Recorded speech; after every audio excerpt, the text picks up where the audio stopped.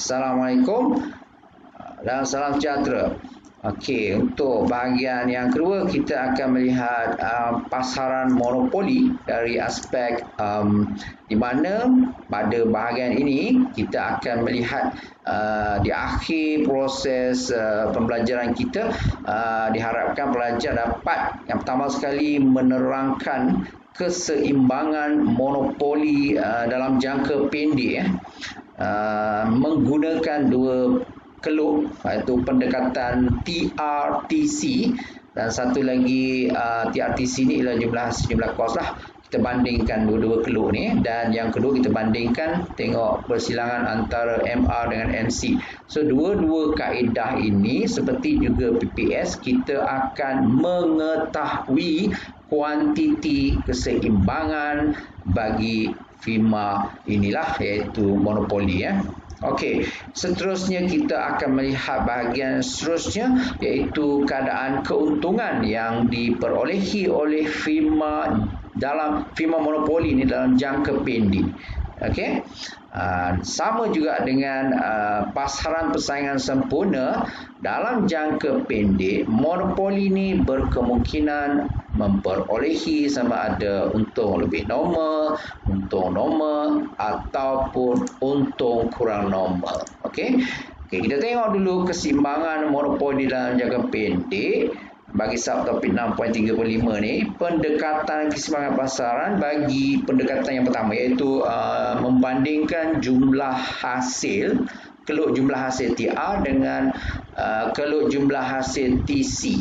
Okey, so berdasarkan pendekatan jumlah hasil dan jumlah kos ni, sesebuah firma monopoli itu dia akan memaksimumkan keuntungan, okey, dengan mengeluarkan output yang menghasilkan perbezaan positif yang di mana antara jumlah hasil TR dengan jumlah kos TC yang paling besar sekali. Jarak, maksudnya dengan mudahnya kita membandingkan keluk jarak antara keluk TR dengan TC itu secara menegak. So perbezaan yang positif, bila sebut positif tu maknanya TR diandaikan lebih besar daripada TC lah. Okay, so kita akan memperolehi untung lah, dan ada satu kuantiti untung yang paling maksimum. Okay, sebelum kita tengok melalui rajah, kita tengok dulu pendekatan jadual dulu iaitu membandingkan jumlah hasil dengan jumlah kos ni melalui jadual. So, kita tahu bahawa kita boleh dapat jumlah hasil ni apabila kita darabkan harga dengan kuantiti.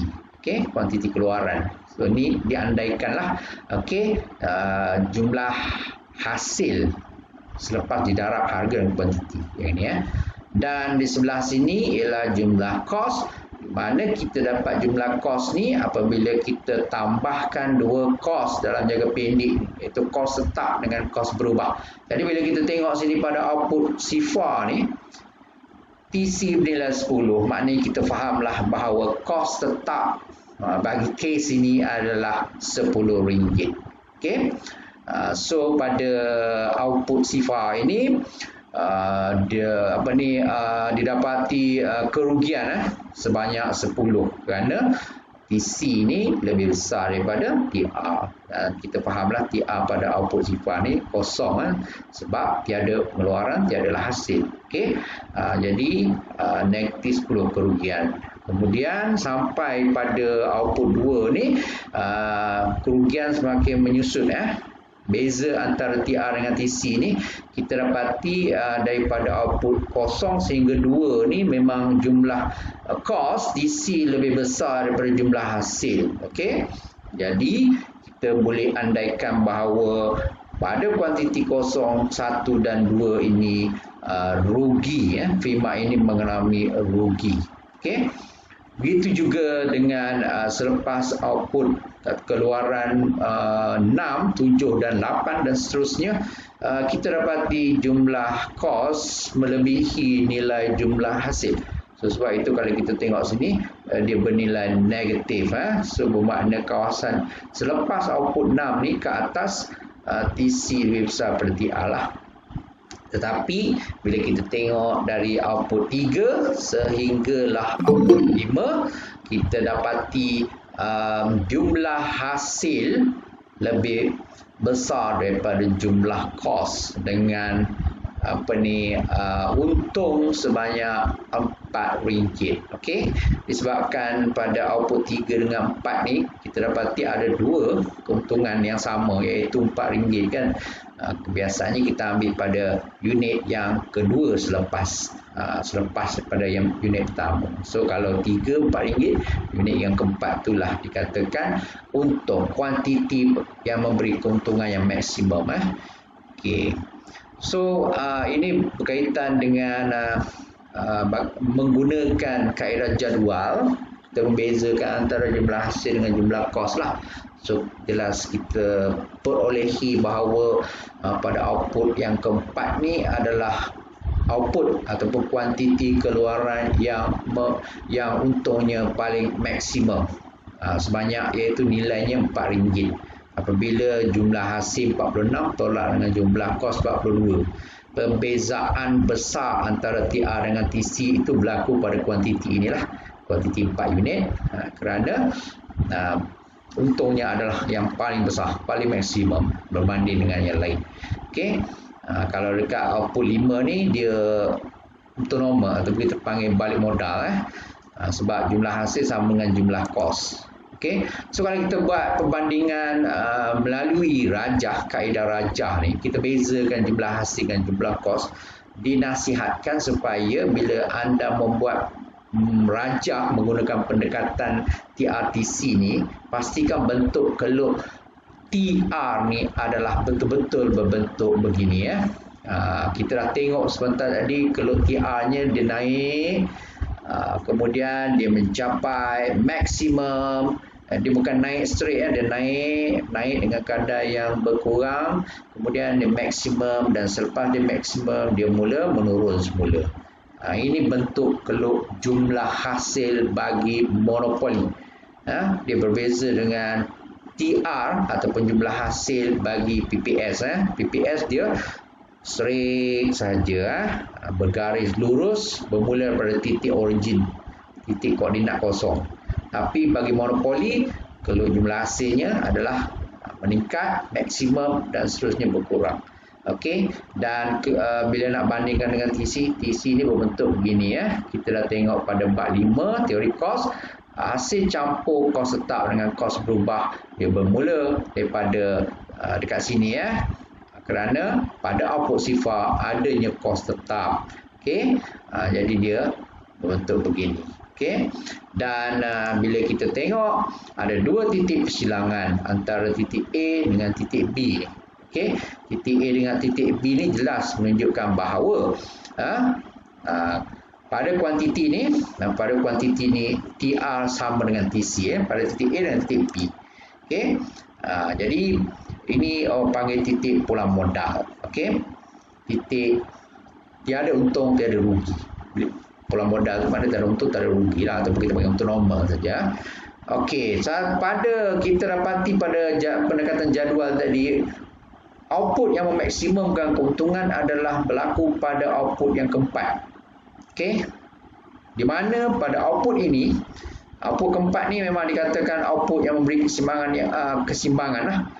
Di mana pada output ini ataupun keluaran 4 ini, untung adalah paling maksimum. Itu menunjukkan bahawa jarak menegak antara keluk TR dengan TC adalah yang paling tinggi ataupun yang paling maksimum lah.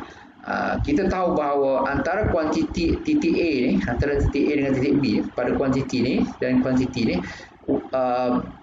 TR lebih besar daripada TC, dan memang dia menunjukkan kawasan yang menguntungkan.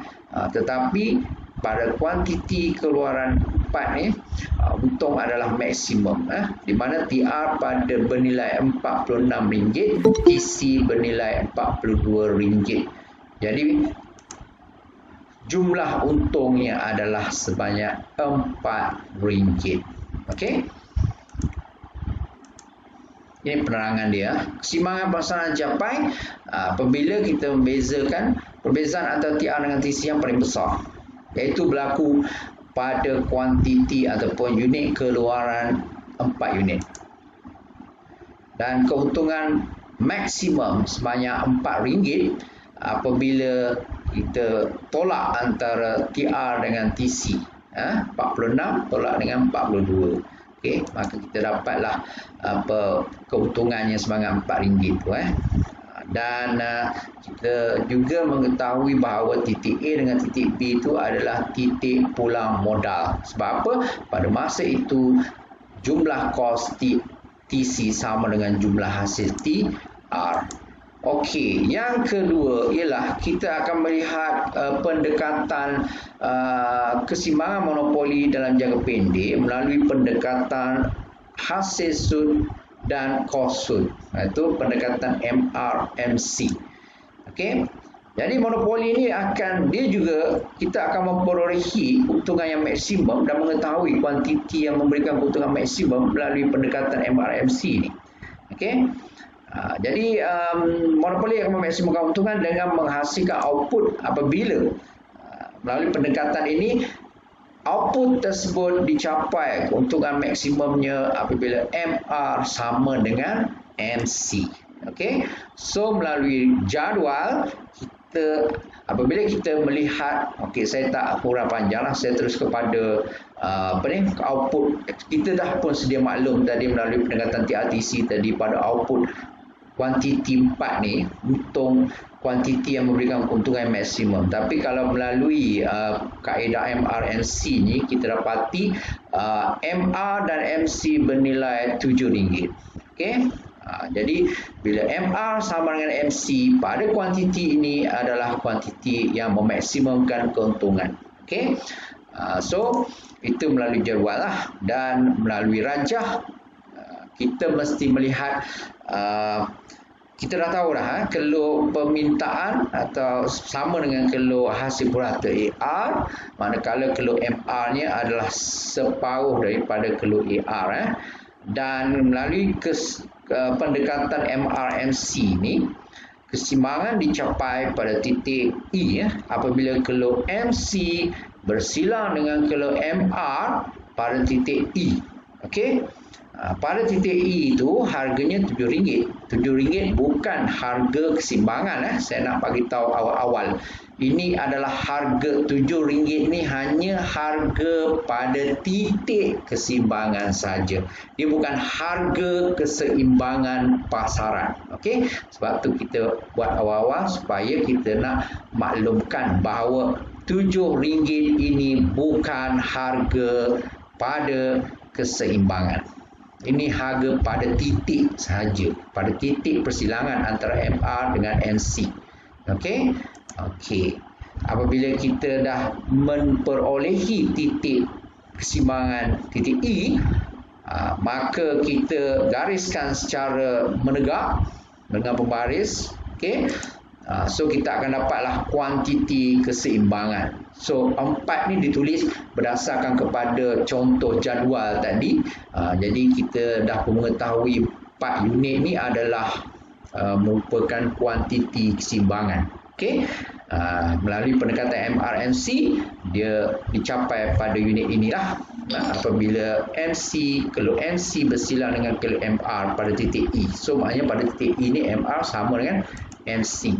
So di atas ini bila kita tarik sampai ke atas, apabila kita jumpa pada kuantiti ini, kuantiti 4 ni, apabila kita jumpa saja pada keluk AR ataupun keluk permintaan, maka pada harga RM11.50 inilah dikatakan merupakan harga keseimbangan pasaran monopoli dalam jangka pendek. Okey.